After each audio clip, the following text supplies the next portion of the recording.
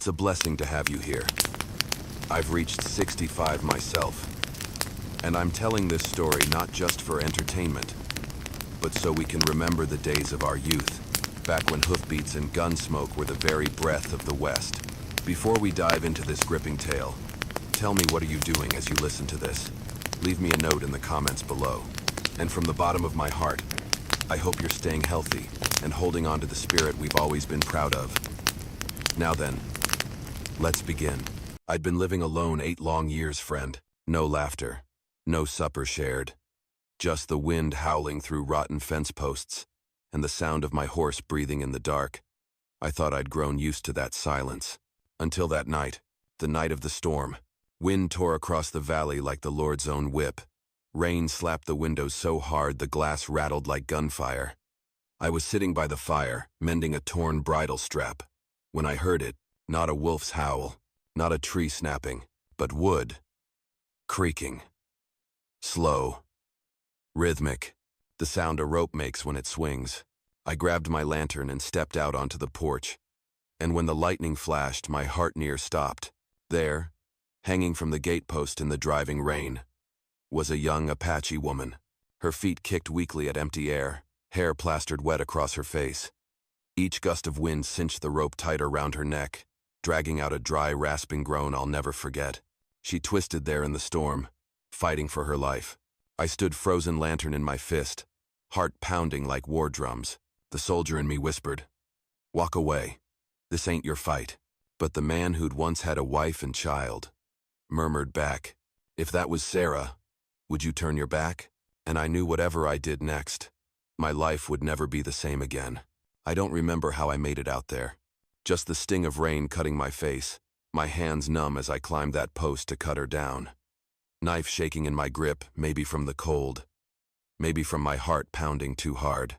The rope snapped. Her whole body collapsed into me so light I could feel her ribs through the soaked fabric. She wheezed, throat bruised purple. When I pressed my ear close, I caught a whisper. Not English, but enough to know she was alive. I carried her inside. 8 years.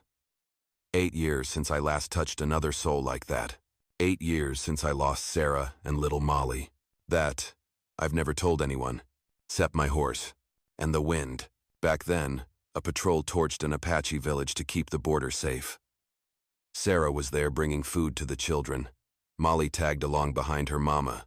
They called it an accident. Try digging through ashes for your little girl's necklace. And then tell me it was an accident. Since the day I buried them on the hill behind the house, I shut the world out. Didn't want to see nobody.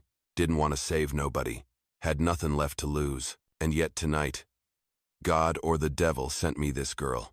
I laid her near the fire, wrapped her in a wool blanket.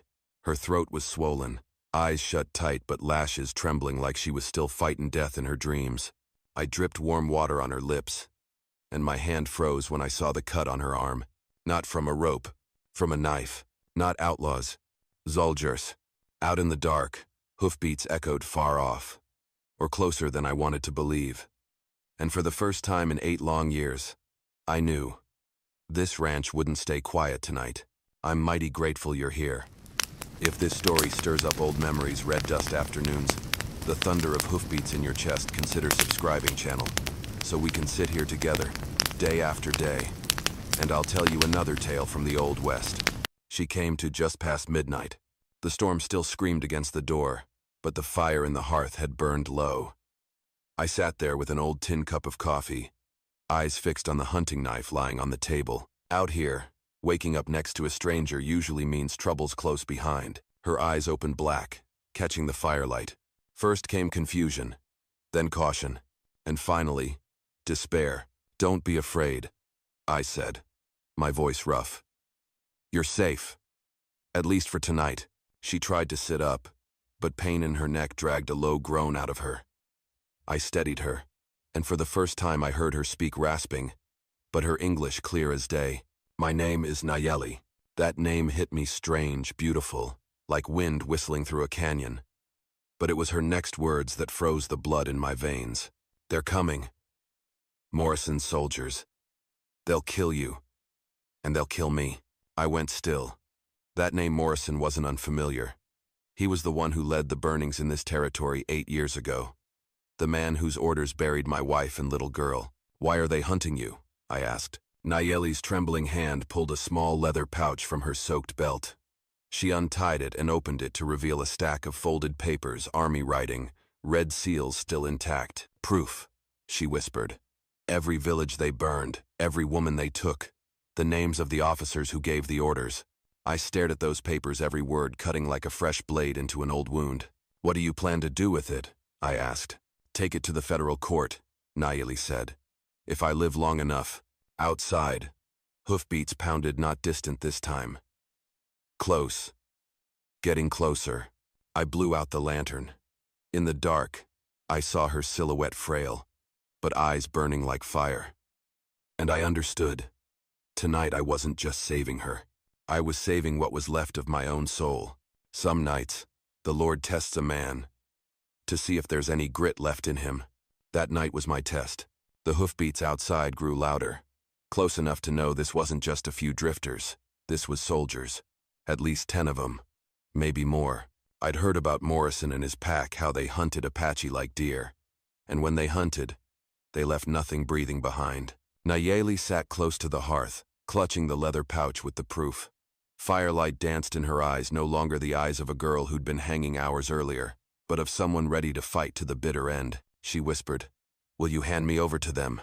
I stayed quiet a long moment. Then I told her the truth. 8 years ago, if you'd knocked on my door, maybe I would've. But not tonight. I pulled back an old rug, revealing a trap door beneath the floorboards. Inside lay what I'd buried for years. A hunting rifle, a few beat-up Winchesters, and gear nobody figured an old rancher would keep: snares, iron stakes, even a few cans of rail-grade dynamite. I'd sworn I'd never touch 'em again. That oath died the moment I cut the rope from her neck. You know how to shoot? I asked. Nayeli nodded. Her eyes unsettled me, calm, like someone who's seen death too many times. We started prepping. I showed her how to wedge chairs against the doors, scatter caltrops on the porch, rig snares in the dark. The wind howled through the cracks, matching the beat of a heart I thought had gone quiet years ago. When we set the last trap, I looked at her, rain-soaked, blood dried on her throat, hair plastered across half her face, and I saw Sarah. I saw Molly. I saw everything I'd lost. I rested a hand on her shoulder. Tonight we might die. Nayeli didn't turn. She just said softly, "Then let's die right." Outside, the horses stopped. A man's voice rang out, cold, arrogant, cutting through the storm. "Redmont, open the door. Hand over the girl, or you're all going to hell together." I gripped the Winchester tighter, met Nayeli's eyes. No words needed. We both knew. From this moment on, there was no turning back. They were here. His voice cut through the storm. "Count to 3, Redmont. If you don't open this door, we'll open it for you." I'd heard that voice before. Morrison, the man who led the raid that burned my wife and child. Hearing him now, I knew the Lord had handed me a debt to settle. I glanced at Nayeli. She was crouched by the window, clutching the pistol I'd given her, no tremor in her grip. She was young, but those eyes burned bright. 3, Morrison roared. I whispered, "Wait for my signal." "Go." I drew a long breath. Sarah's face flashed in my mind. Molly's too. My finger curled tight around the trigger. 1. The wooden door shuddered as the first kick slammed against it. In that split second, I fired. The bullet ripped through the gap in the door, slamming into the soldier beside Morrison. He dropped hard, his scream ripped away by the wind. Gunfire answered in an instant, windows shattered, splinters flying like knives. Nayeli and I rolled to the floor, crawling toward our planned positions. The caltrops outside the porch did their work, horses screamed, men cursed as they trampled the hidden spikes. 2 dark figures lunged at the side door. Nayeli squeezed off 2 shots. One went down, the other fled into the storm. The wind howled like demons. Rain lashed our faces, mingling with the acrid stench of gunpowder. Morrison's voice rose again, furious now. "Burn them out, burn it all." I locked eyes with Nayeli. She understood. We abandoned our spots and dove into the cellar. The moment flames licked the roof, I yanked the fuse and the hidden dynamite along the wall went off with a deafening roar, hurling 3 soldiers into the mud. Smoke, fire, screams, chaos everywhere. And then, cutting through it all, I heard it. A child's cry. Faint, fragile. I froze. Morrison's harsh laugh carried through the storm. "Want to play hero, Redmont? My boy's out here. Come on out and see if you've got the guts." I turned to Nayeli. She was trembling, but not from fear. From fury.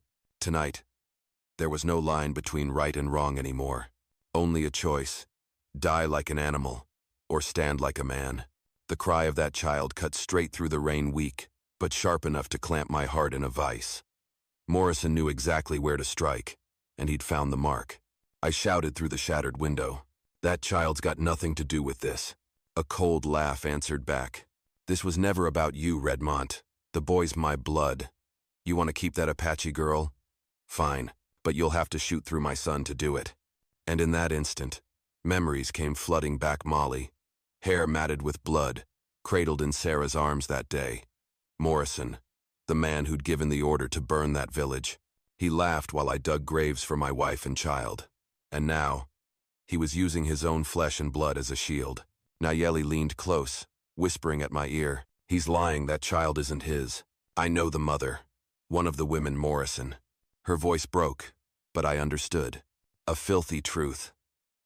Morrison had taken women during the raids. This child was living proof. Morrison roared again. "Hand over the Apache girl and the papers, or I'll burn you alive with this rat-a-hole you call a home." I breathed deep, tasting gunpowder and smoke on the rain. I used to think I'd run out of courage, but losing a wife, a daughter, friends, even the will to live turns a man into something dangerous. "I'm coming out," I yelled. I stepped onto the porch, rifle on my shoulder, rain slashing my face. Morrison stood 20 paces away, clutching the child tight against his chest like a shield. He still had that officer's good looks right up until he opened his mouth. "Drop the gun," he said. "Get on your knees." I smirked. "Ain't got knees to drop, Morrison. You took 'em 8 years ago, and Fording." His eyes narrowed, recognition dawning. "You, Redmont." "Yeah," I said. "The widower you left breathing." The wind carried whatever curse he spat next. His rifle came up and so did mine. In that heartbeat, I couldn't hear the storm anymore, only my own heartbeat. A shot rang out. Then Morrison screamed. The gunshot thundered through the storm, echoing across the valley. I don't know who fired first, me or him, only that Morrison staggered, eyes wide with shock. My bullet tore through his shoulder, forcing him to release the child. The baby tumbled into the mud, screaming. I charged forward, boots sinking into blood-soaked muck. Morrison crumpled to his knees, clutching his wound, crimson running thin under the rain. He tried raising his pistol again, but all it gave was a dry click. Empty. I stood over him, Winchester in hand, my heartbeat strangely calm. No storm, no voices, just me and the man who'd taken everything from me. "Redmont," he rasped. "Kill me, and you'll be just like me." I stared into those eyes, the same eyes that had laughed while my wife and child burned. And I knew I wasn't like him. "No," I whispered. "That's where we're different." I turned my back and scooped the crying child out of the mud.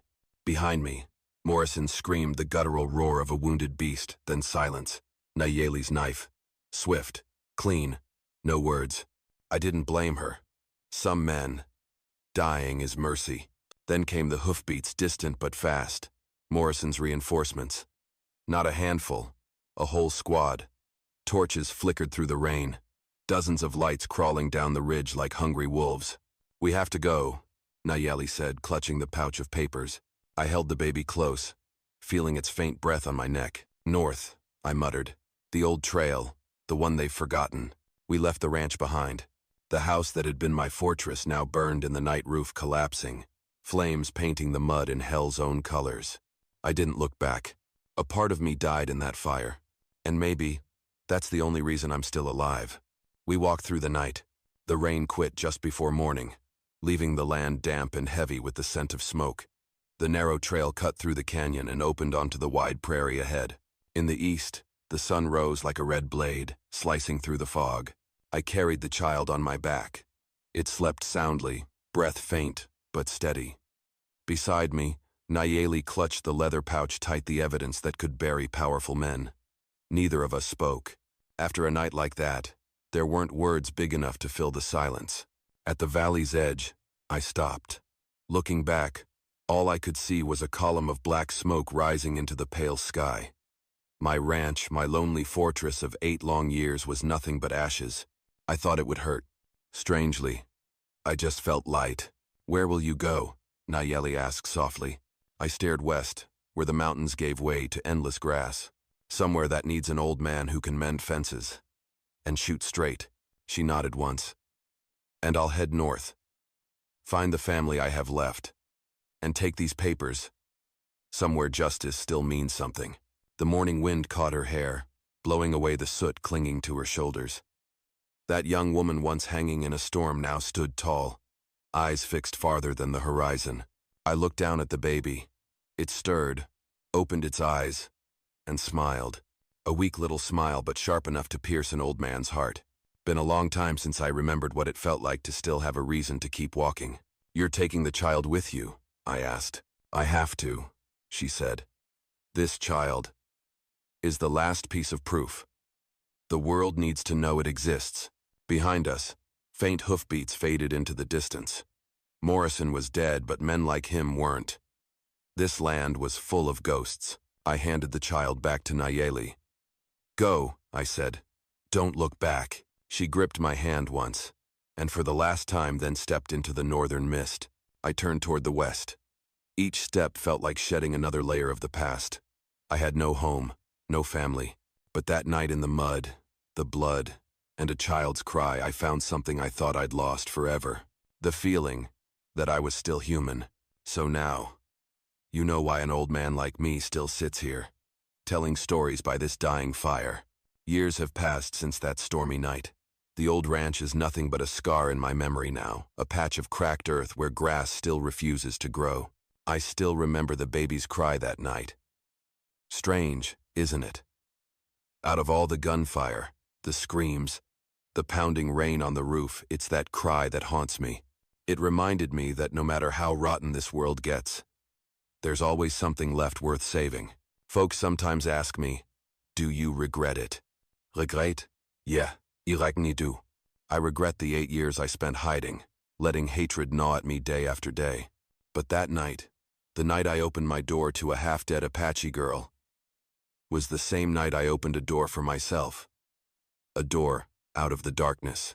Nayeli, I heard she and the baby survived.